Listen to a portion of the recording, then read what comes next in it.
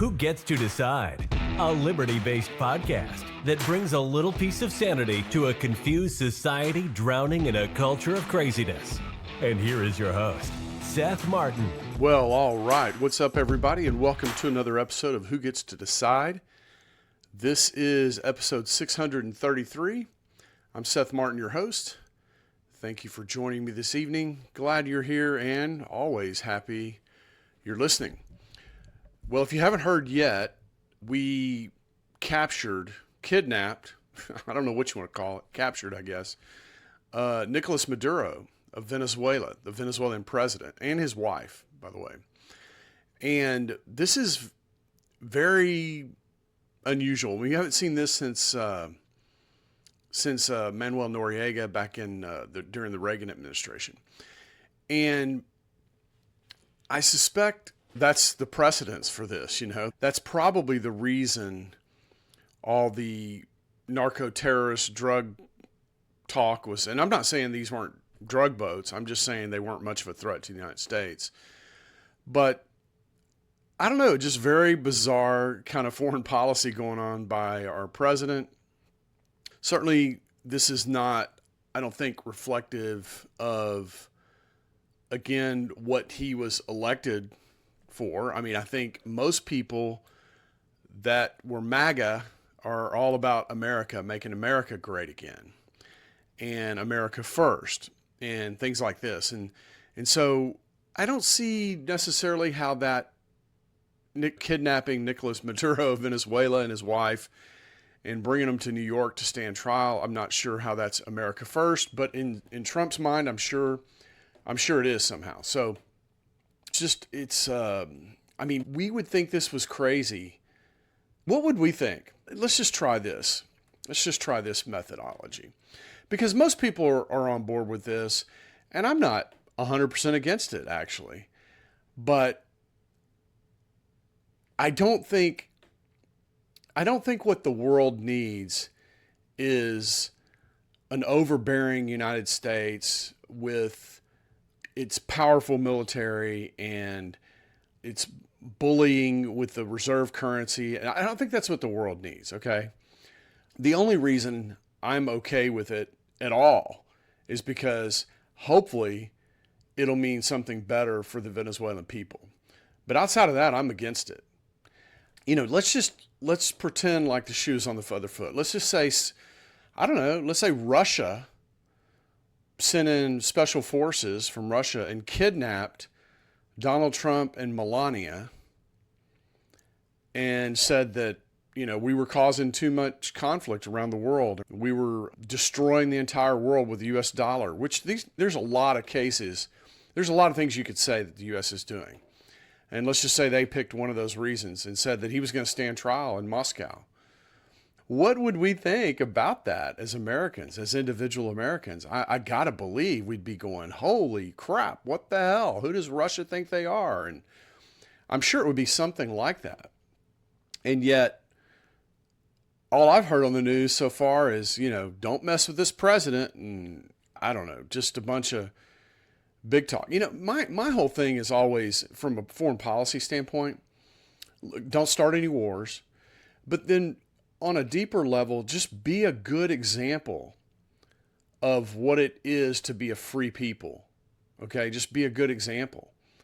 Just be richer than rich, freer than free.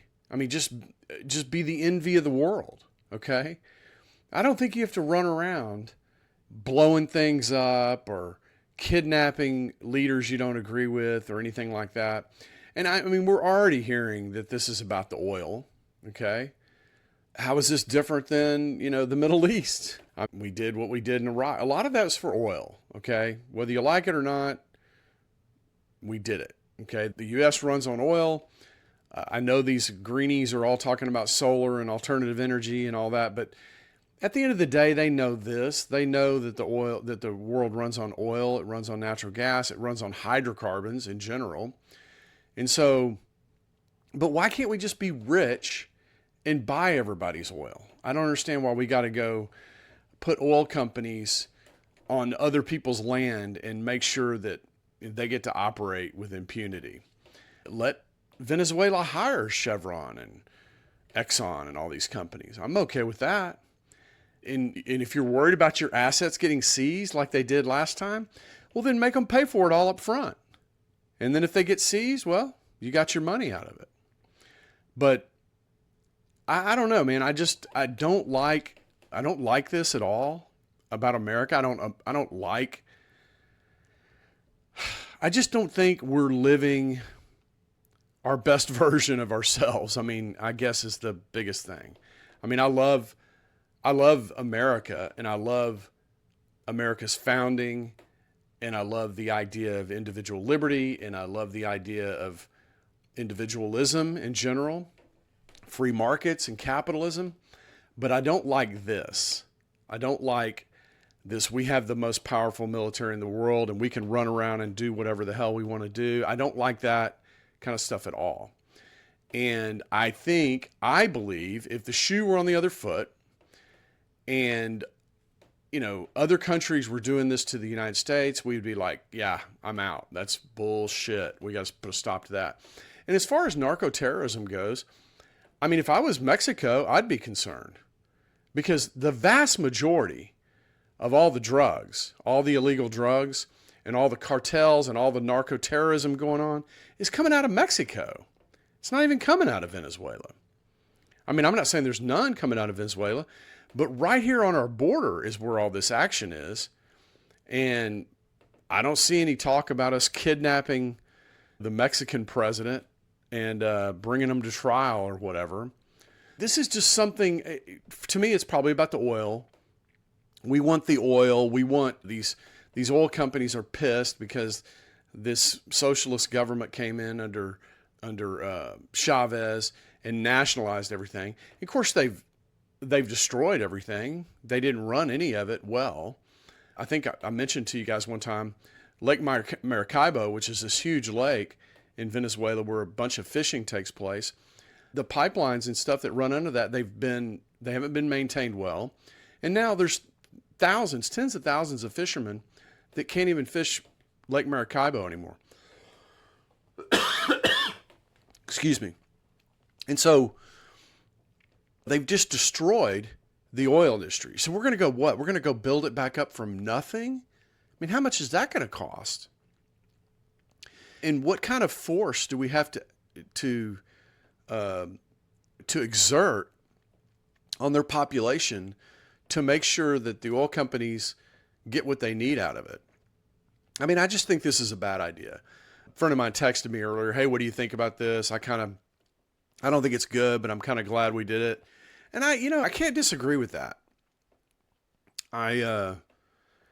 But I do like the methodology or the method of just walking the walk and talking the talk. And that is, hey, we're free. We're the freest people on earth. We're the most prosperous and wealthy people on earth. And all we got to do is just show the world. We don't have to run around and blow things up and force people to do things the way we want them to do them. I don't know if I ever told you guys this, but I did some management, before, and I had this situation one time where I was helping this young lady with something, and I had this convoluted kind of way of, I was helping her, but I was explaining this convoluted way of doing something. And she interrupts me and she says, I think I can just ask her. I have a pretty good relationship with her. And I was like, yeah, that works too. It's like, it was kind of a moment that occurred to me that people don't have to do things the same way we do things. We can set a good example and give them lots of reasons to want to do the things that we do and do it the way we do it. But we don't have to force people to live the way we want to live. People may have reasons why they want to live the way they live. And I just don't like this whole, just this way we went about this. And I don't know, maybe for all I know, the CIA's been after it for years, trying to overturn it, and hasn't been successful. And so now we're doing this. I mean, that's for all I know. And I feel bad for the Venezuelan people. I can remember years ago, another story real quick, and then we'll jump into this breaking news. I used to call on this guy that was from Venezuela. This is like in early 2000s. or 2005. I don't know, whenever Chavez came to power, he told me that their family split up over this whole Chavez thing. Okay. There were people in the family that said, no, we need Chavez. And people like my customer said, no, that's going to be the end of Venezuela. And this is just the way the political process works. You've got dumb people that have a vote, just like the smart people have a vote. And sometimes the dumb people outnumber the smart people. And you end up with really bad government. But you end up with the government you deserve always. And I believe that's true here in America, too. We have the government we deserve. It's not great. And to the extent people are complaining about it, it's just like Venezuela. You got, I call them the dumb people, the useful idiots that voted for 15-cent gasoline. Like, in what world do you believe that there's 15-cent gasoline? But people voted for that because gasoline was too expensive for them. So they felt like, yeah, the government should make gasoline free or almost free. And so, this is just kind of the stupidity that comes with the political process. And we've talked about this, about how the reason you don't have central planning, the reason the free market is the best way to go, is because someone like Chavez can come in, make a huge blunder because he thinks he's right, okay? And it destroys the whole country. We've talked about how Mao did this thing around farming and wiped out 5 million people. I mean, this is the problem with political authority in general, is it tends to centralize in very few people. And those very few people they're human beings just like the rest of us, and they can make mistakes. But the market never makes a mistake. Why? Because it's billions of people, okay? And billions of people can't all be wrong at the same time. It's just not likely.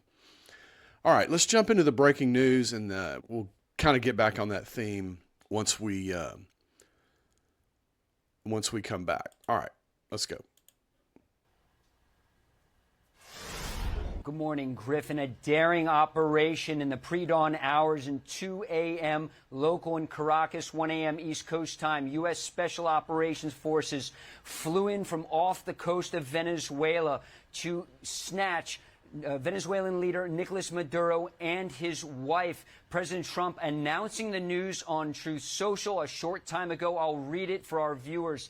It says, quote, "The United States of America has successfully carried out a large-scale strike against Venezuela and its leader, President Nicolas Maduro, who has been, along with his wife, captured and flown out of the country. This operation was done in conjunction with U.S. law enforcement. Details to follow. There will be a news conference today at 11 a.m. at Mar-a-Lago. Thank you for your attention to this matter. President Donald J. Trump."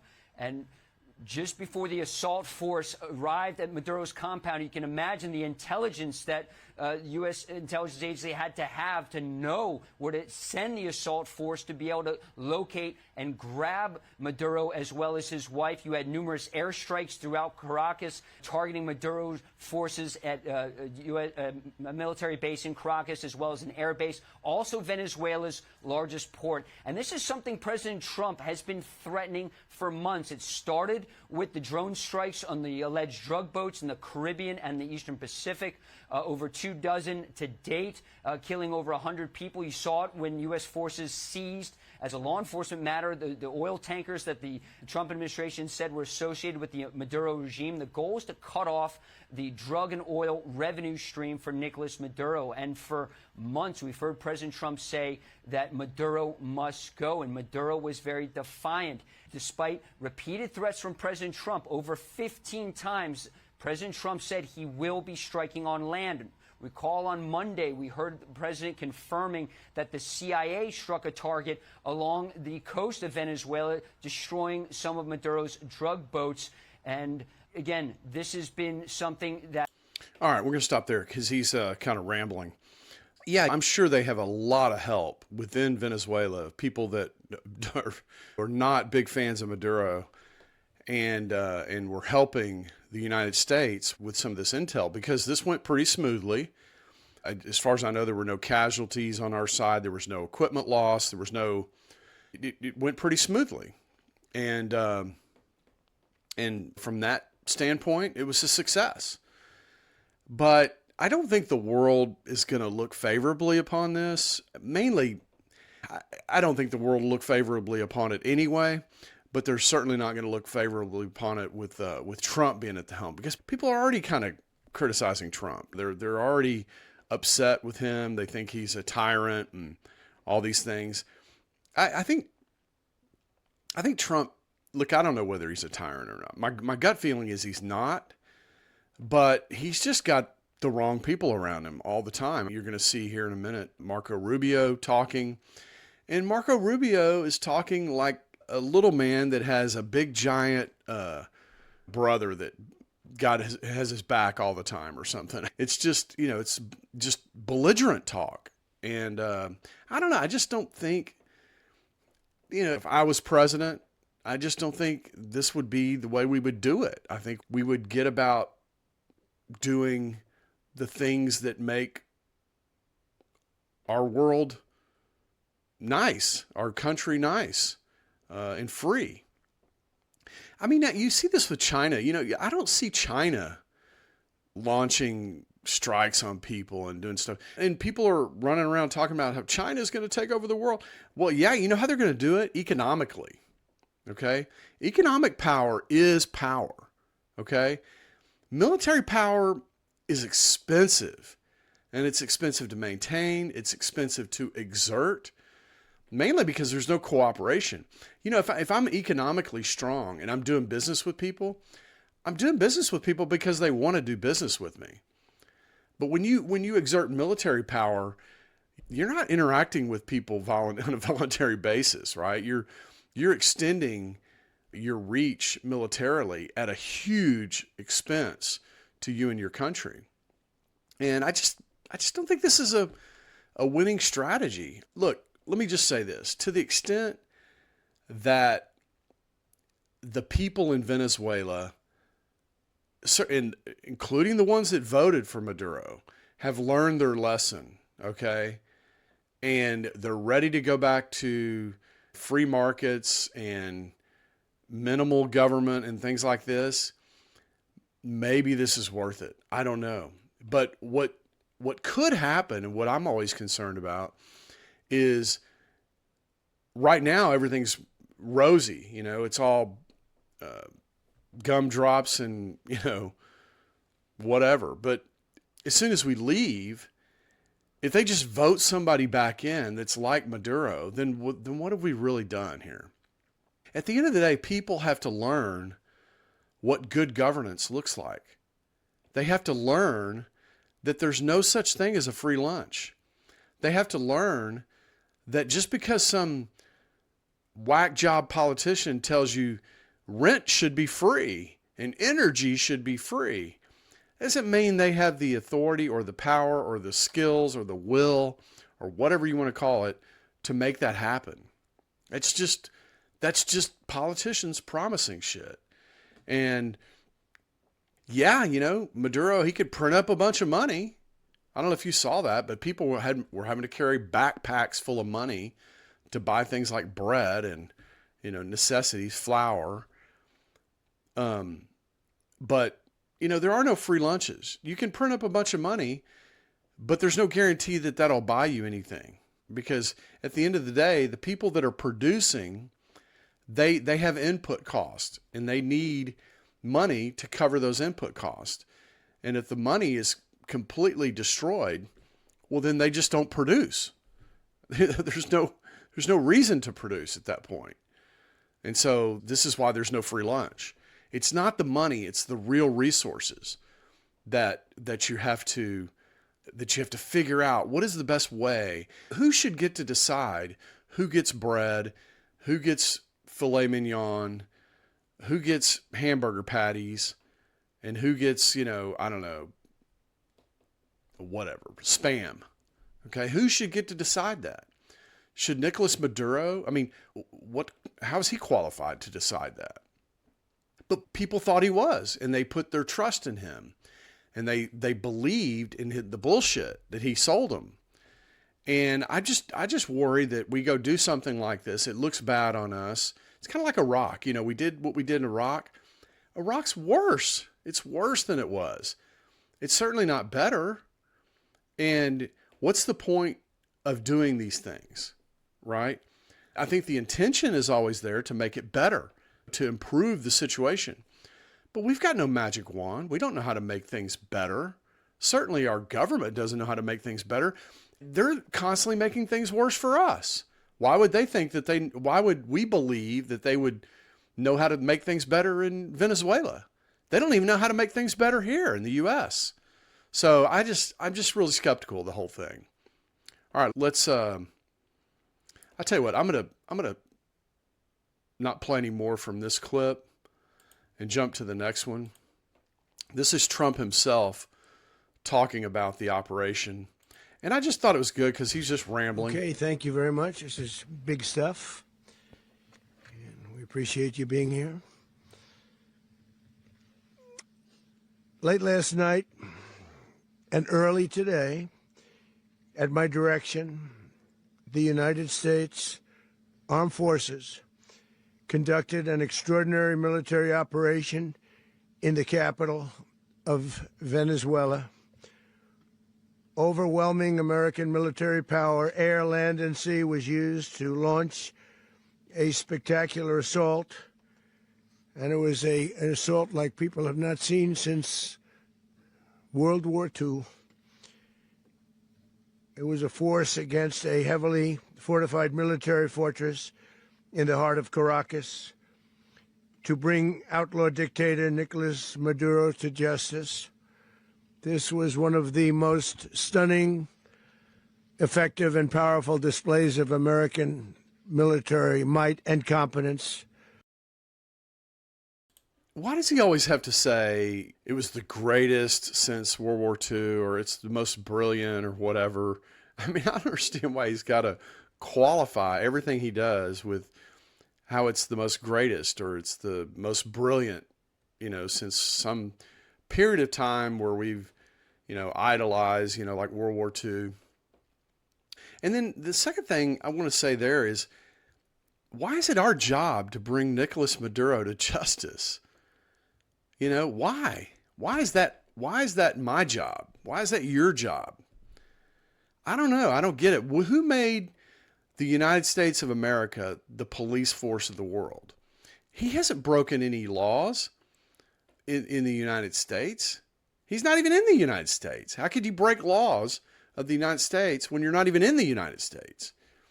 What about the jurisdiction of Venezuela? What about the sovereignty of Venezuela? I mean, this is all just lost on Donald Trump and the people in his cabinet. And I just think as long as you're operating like this, it's going to be very hard for us to get back to some sort of normalcy in the United States, because this is setting precedent. And the guy that comes in, or gal that comes in after Donald Trump, they're going to be just as arrogant, just as narcissistic. All people that run for president, by the way, are narcissists. Okay? And they lust for power. That's just a given. And you don't think they're going to point to something Donald Trump did and use that as a precedent? And eventually we're going to get ourselves into real trouble here. Power, something that's more, power corrupts, and absolute power corrupts absolutely.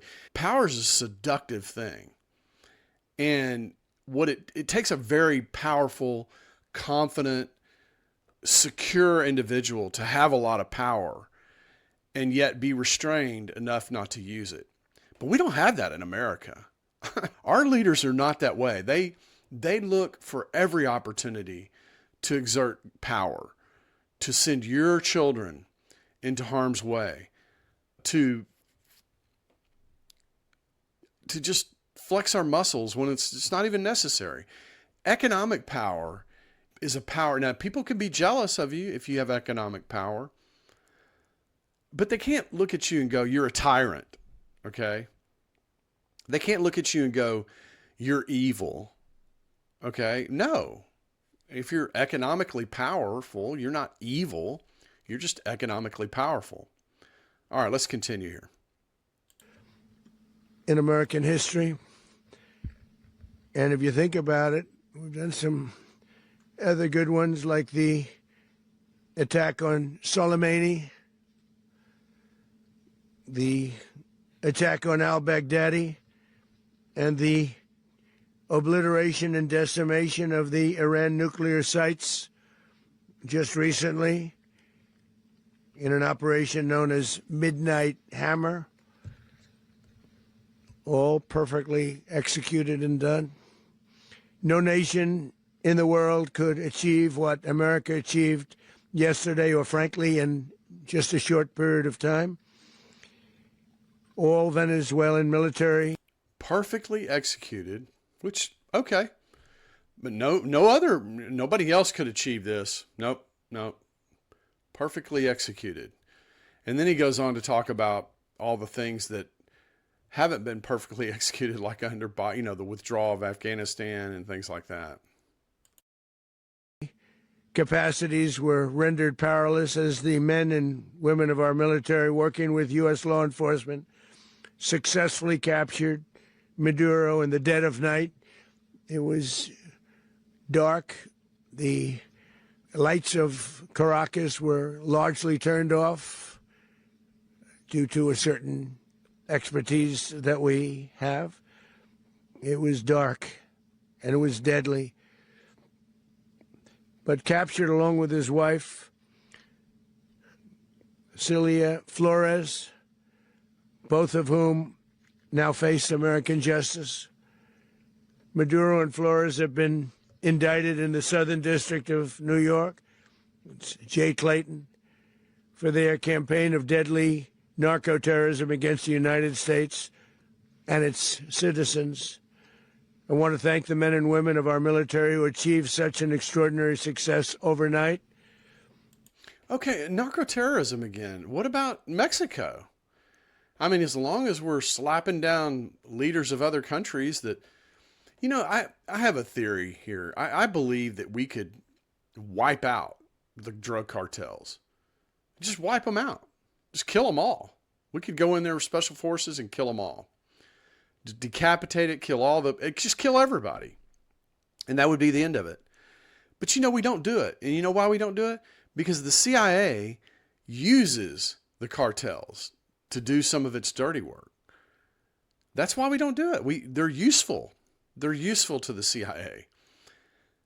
And evidently, I guess Maduro couldn't find a way to make himself useful to the United States of America. And I guess that's a problem. The CIA's I guarantee you the CIA was already trying to do something down there. They were probably putting all kinds of offers in front of Maduro to do this. We'll keep you in power, but you got to do this, you got to do that. And he's like, you guys get out of here. He probably wouldn't play ball. And so that's all right. Well, most of the time it's not all right to just take the military and go decapitate some country. But, Trump is just crazy enough, I guess, to do it and to not worry about what kind of criticism or blowback there is around it.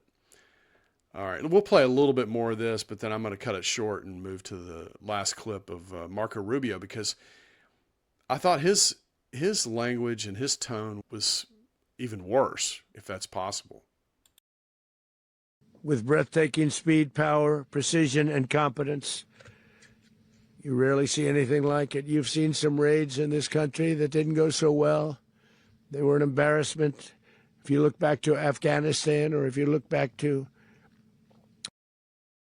the Jimmy Carter days, they were different days. We're a respected country again, like never before. These highly trained warriors operating in collaboration with U.S. law enforcement caught them in a very ready position. They were waiting for us. They knew we had many ships out in the sea, just sort of waiting. They knew we were coming.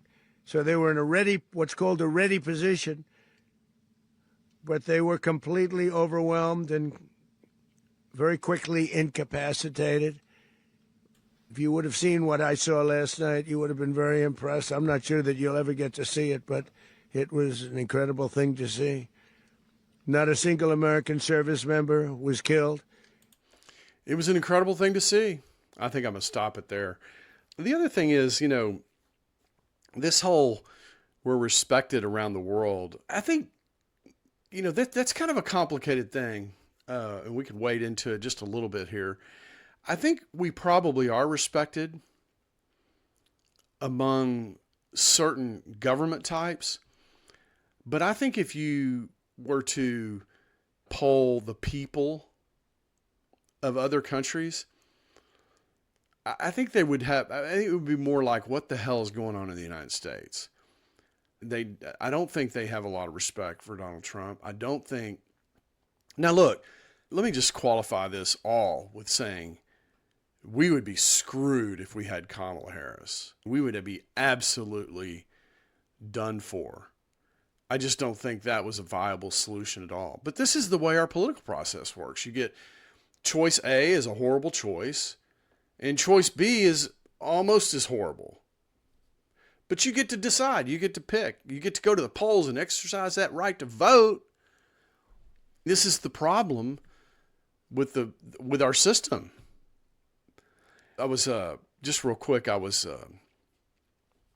kind of going over some Federal Reserve history the other day, and when Woodrow Wilson was elected president, the money people came to Theodore Roosevelt, who had been president before, but he was just a one-term president. And so Woodrow Wilson was running against somebody, I can't remember who, but that person was a Republican, okay? And Theodore Roosevelt used to be a Republican. And so these money guys that wanted the Federal Reserve, they knew that this guy that Woodrow Wilson was running against wasn't going to sign into law the Federal Reserve Act. And so what they did is they went to Theodore Roosevelt and they said, hey, we want you to be president again. We'll back you. We'll pay for your campaign. We need you in there, Teddy. They played like they wanted Teddy Roosevelt in there again. But what they did, the reason they did that is to split the vote between Woodrow Wilson's opponent and Teddy Roosevelt so that Woodrow Wilson could win. Because Woodrow Wilson wasn't going to win. And therefore, the Federal Reserve Act was not going to come into being.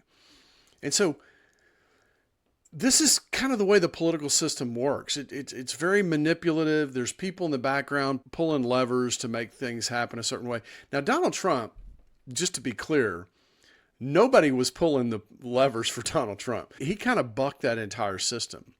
But he still wasn't a great choice. I mean, we'd all kind of already had him, and we knew what we were getting. And I mean, I had hundreds of people tell me, oh, Seth, he's changed. He's playing 4D chess now. And maybe he is. Maybe he is. And maybe we won't really know until his term is completely over. I've heard some things that he's, there's these financial things between the United States and England that he's driving a wedge into, and all these finance people are all upset about it. I've heard all these kinds of stories in the background. I don't know if any of that's true or not. I mean, well, I guess we'll see. I don't know. But I know we're definitely better off without Kamala Harris, but not by much. Not by much. By my calculation, all that Donald Trump has done that he said he was going to do is close off the border, which I'm very glad he did that. But almost nothing else he said he was going to do has he done. He said in his first term he didn't start any new wars, which I think is more or less true. But here we are in the second, and this could easily turn into a war.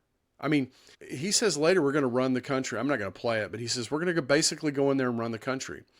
Well, what if the people there don't like it and they start raising some insurgents and the military starts using a heavy hand? We could be at war with Venezuela over this thing. Okay? It could easily go that direction. Now, they're not talking about any of that. They're talking about basically managing a transition into somebody that's friendly to the United States and friendly to the oil business. But, I mean, this woman down there that is running the opposition party, why doesn't she just get to be in power? Why do they get to decide that she's not going to be in power. Somebody's listening to her politics and they don't like it. They don't like the way it jives with the U.S. So the Venezuelan people are not going to get what they want out of this deal. I don't think. We'll see. And we might not get what we want either. We might get just another big fat war. We'll have to see what happens. All right, I'm gonna shut this clip down because the rambling that he does is just a little too much for me. And I'm gonna go to Marco Rubio. And Marco Rubio is just so. I mean, I'm so glad he's not president. What a tyrant this guy would be. And I don't know what makes people like this. I mean, Marco Rubio's a neocon, which, Trump shouldn't have put any neocons in his cabinet. I don't know what he was thinking. But there's Marco Rubio, Mr. Neocon, Mr. belligerent, let me flex my muscles and use my military all over the globe kind of person. And this is his deal. Venezuela's his deal, and I think Cuba is his deal. So let's see what he has to say. Well, I don't have much to add to what you've heard now, other than the following points. Nicolas Maduro was indicted in 2020 in the United States. He is not the legitimate president of Venezuela. That's not just us saying it. The first Trump administration, the Biden administration, the second Trump administration, none of those three recognized him. He's not recognized by the European Union and multiple countries around the world. He is a fugitive of American justice with a $50 million reward, which I guess we saved $50 million. And make sure. Yeah, exactly. But don't let anybody claim it. Nobody deserves it but us. But I want to be clear about one thing. Nicolas Maduro had multiple opportunities to avoid this. He was provided multiple very, very, very generous offers and chose instead to act like a wild man, chose instead to play around. Sorry, I had a thing on mute. Yeah, I'm sure he was offered some nice packages to go live in exile somewhere, but he didn't take it. He probably should have. In retrospect, he might have decided to take it. And maybe if we make more offers like that around the world, maybe more of these despotic leaders will take it. But Nicolas Maduro did not take it. And so he got the special treatment, from the Trump administration. But I just want you to keep listening to Marco Rubio, because he starts talking about how this president doesn't mess around. You don't want to be messing around with this president. This man is the real deal and all this stuff. And I'm thinking, this just sounds like a schoolyard fight over the basketball. Who's going to get to play in the next pickup basketball game or something? I don't know. It just doesn't sound like a country with really intelligent people running things. I don't know. It just doesn't sound that great to me. The other message here is the following. You have a guy, like many people around the world, they like to play games. You have a guy who decides he's going to invite Iran into his country, is going to, do the confiscation of American oil companies, is going to flood our country with gang members, is going to take Americans prisoner and try to hold them for hostage and trade them like he was able to do with the Biden administration. Basically likes to play games all this time and thinks nothing's going to happen. And I hope what people now understand is that we have a president. The 47th president of the United States is not a game player. When he tells you that he's going to do something, when tells you he's going to address a problem, he means it. He actions it. I can tell you, I've watched this process now for 14, 15 years, been around it. Everybody talks. I'm going to do this. I'm going to do that. When I get there, we're going to do this. We're going to take. This is a president of action. I don't understand yet how they haven't figured this out. And now, if you don't know, now you know. Because this is the way it's going to play out. And I think people need to understand that this is not a president that just talks and does letters and press conferences. And if he says he's serious about something, he means it. And this is something that was a direct threat to the national interest of the United States, and the president addressed it. This is a president of peace, by the way. I told you what I just said earlier. This guy had multiple opportunities to find his way somewhere else and figure out another. He could have been living somewhere else right now, very happy, but instead he wanted to play big boy. And so now, he's got other sets of problems on his hands. And but I think the message here should be for the world. Look, the president doesn't. Yeah, don't mess around. Look, this guy's a president. He's a president of peace. But don't mess around, right? I mean, okay. Yeah, I don't know. I'm not so sure. But I just don't like this tone. This just doesn't sound very presidential, very, I don't know. It doesn't make my insides swell with pride. And I don't know, it just doesn't sound that great to me. And I can't believe it sounds that great to anybody else around the world. But here it is. We're living through it. All right, well, I'm not going to play the rest. There's only like 20 seconds left in that clip. But